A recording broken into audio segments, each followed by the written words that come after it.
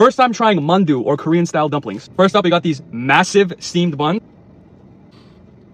This has to be the pork and vegetable. Throw some spice on there. You would think there's too much dough, but it's so light, just melts away in your mouth. Pork and kimchi. Oh my lord. Shrimp and vegetable steamed dumpling. Little soy, little chili. Look at that. I can't see Korean dumplings getting much better than this. And lastly, we got the pork and shrimp steamed dumplings. I saw someone in the front making these fresh. Oh my fucking god. The shrimp dumpling before was the best. This would probably be second best, and the buns are third. If I worked or lived around Koreatown, I would be here twice a week, easy. I'm giving this a 9.3 out of 10. First time trying Indonesian food. First, we have a beef flatbread called martabak telur. I hope I'm saying that right. Gentle, almost pastry-like crust with beautifully seasoned ground beef, and I want to say there's some egg in it. Next up, we have what's called my tek tek. Me tek tek. The woman behind the counter said these are like Indonesian street noodles. This is so pretty. Put some chili on there. Look at that. Rule of thumb, if anything says cooked on the streets of XYZ, typically it's fire. Lastly, I got something called nasi bungkus. What the? This is wrapped in a banana leaf. There's a whole chicken leg, some chicken, some rice, a whole ass egg. This is insane. Meat melts in your mouth like butter. It's refreshing, but also rich at the same time. Not a single dish miss. Giving this a 9.4 out of 10. I would happily wait in a 30-minute line to have this. Finally trying Korean chokbal for the very first time. For those of you that don't know what that is, it's sliced pork. It's actually pork feet. I walked in and there were 3 aunties eating at a table. That's how you know your food is about to blow your pants off. First things first, just a bite on its own. The actual meat of the pig's feet reminds me a lot of lengua or cow tongue. What you're supposed to do is get a piece of lettuce, 2 slices of the pork. Their punch-on setup is amazing. Kimchi, jalapeno, and onion. Wrap it up. Just look at that bite. Someone on OnlyFans start a chokbal account, because these are some feet I could get behind. What did he say? The raw onion really takes it to the next level. The pork is so fatty and it works so well with the punch-on. I think this is radish kimchi that's sliced differently. Little bean paste. I thought this would be a lot chewier than it is. It's actually pretty tender. The auntie inside said she didn't really eat this with rice. She said she liked making the bites with the cabbage more. I mean, this bite does look amazing. Koreans know how to freaking cook, man.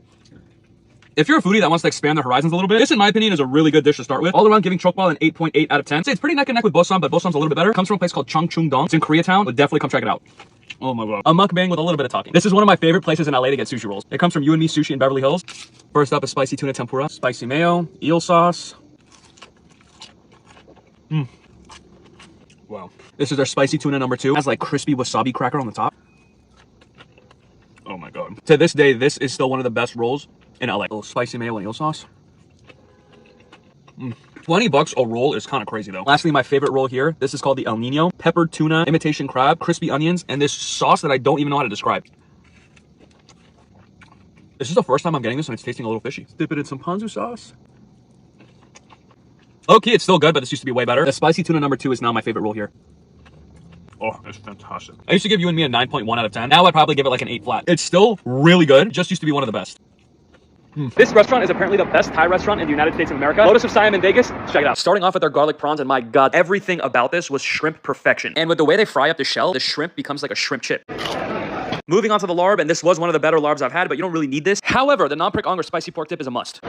Make sure to have it with their chicharron, and this was also featured on the Food Network for a reason. And now for the stars of the show, the crispy duck cow soy and the beef cow soy. Both were sensational. The duck remains super crispy, the noodles have the perfect amount of bounce and chew, and that curry just coats your tongue with spice and flavor. We also got one of the sliced ribeye dishes. I believe it's called Nua Nam Tak. Also highly recommend. All 3 desserts we got were also amazing. Pineapple upside down, mango sticky rice, and of course the fried bananas.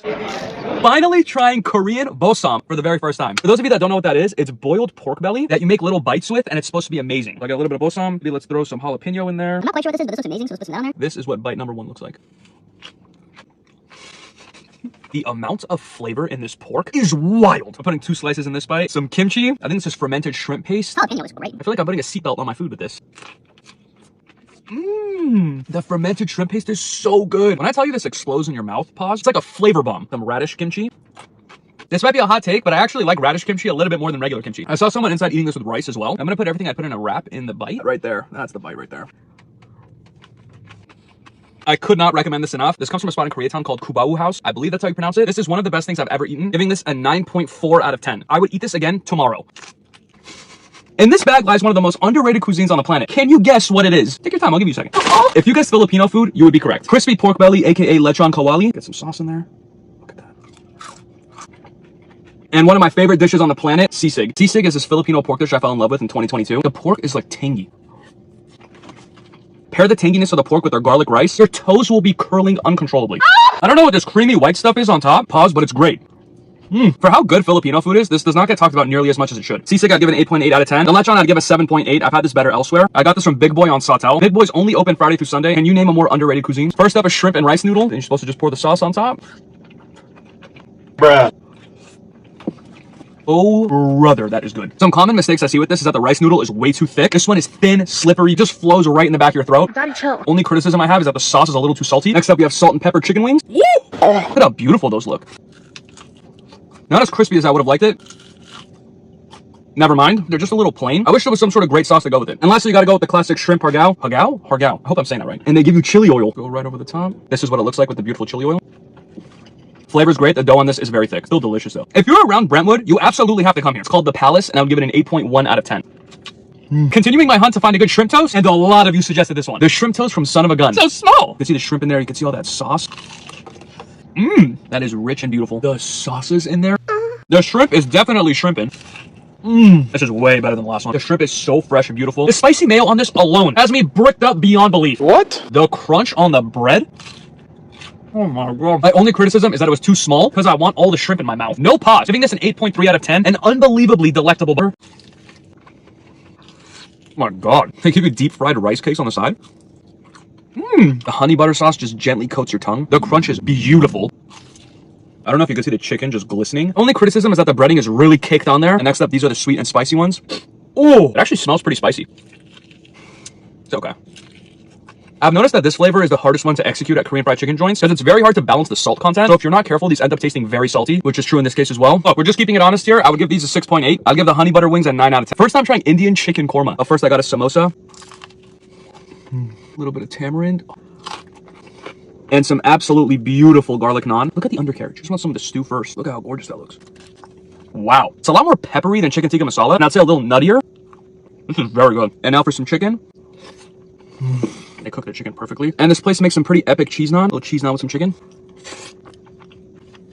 That is so fire. I feel like it has a lot less cream, a little bit more of a richer flavor. I would absolutely get this over butter chicken or chicken tikka masala, depending on my mood. And I'm gonna dip the samosa in this just because I feel like it'd be really good. Yeah, that's fantastic. If you haven't tried chicken korma before, highly recommend. I give it an 8.8 out of 10. No sauce first. That's still good. Sweet and sour. Yep. A little bit of hot mustard in that bite too. Oh, hot mustard. Shit goes to the back of your head. Filling's a little bland, but their sauce game is fantastic. Pretty solid crab rangoon. Give this a 7.6 out of 10. Look at that. These are good, but they're surprisingly lacking a little flavor. It's got a bite with everything in the bowl. Noodles are really soft. They kind of disintegrate in your mouth. I'm getting a little bit of the mala, the numbness from the Szechuan peppercorns. The cumin in this is also really fragrant, which I really like. And next up, we have the Szechuan garlic noodles. Look at those curtains of noodles. Now this is packed with flavor. Oh my god. Right off the bat, the Szechuan peppercorn just right in the mouth. The sauce has a really nice amount of spices in it. And then you have the aromatics from the garlic and the ginger.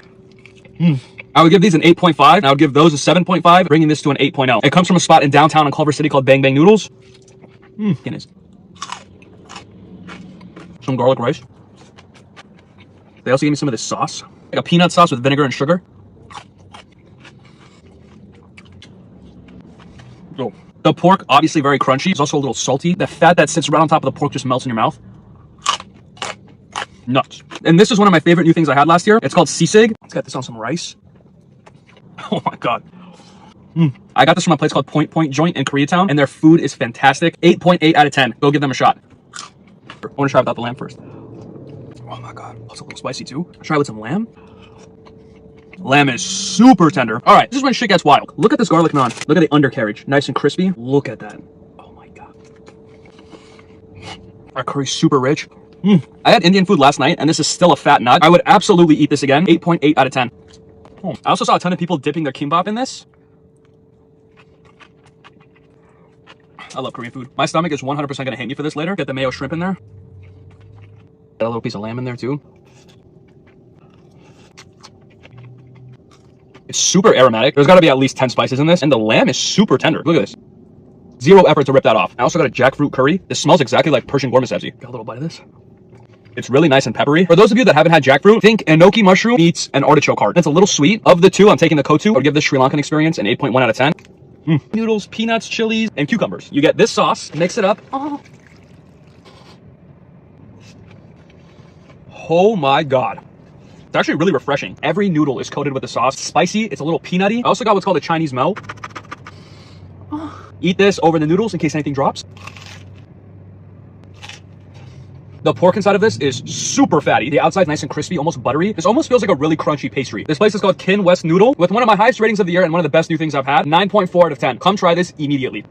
First time trying Bangladeshi food. Very highly requested. First and foremost, I got some chicken biryani. Packed with flavor, fluffy and light as a cloud. I could eat this entire box. Next, I have this goat and beef curry. Just look at this. Look at that bite. The beef's a little chewy, but the curry is delicious. It's really peppery and really rich. And lastly, we have this fish curry. This is supposed to be the best thing. Some white fish. Again, the texture of the fish is okay, but the flavor is beautiful. Fish, the curry, the rice. Altogether, I would give this Bangladeshi experience an 8.1 out of 10. Din Tai Fung is one of my favorite restaurants in LA, and this is what you need to get when you go. The peach iced tea, the cucumbers, which you see everywhere for a reason, the garlic string beans, the pork soup dumplings, poke a little hole with your teeth, suck out the juice, then put whatever sauce you want on top. I personally like chili oil and ginger. The pork pot stickers are crispy. That sauce is a little sweet, and it just bursts in your mouth.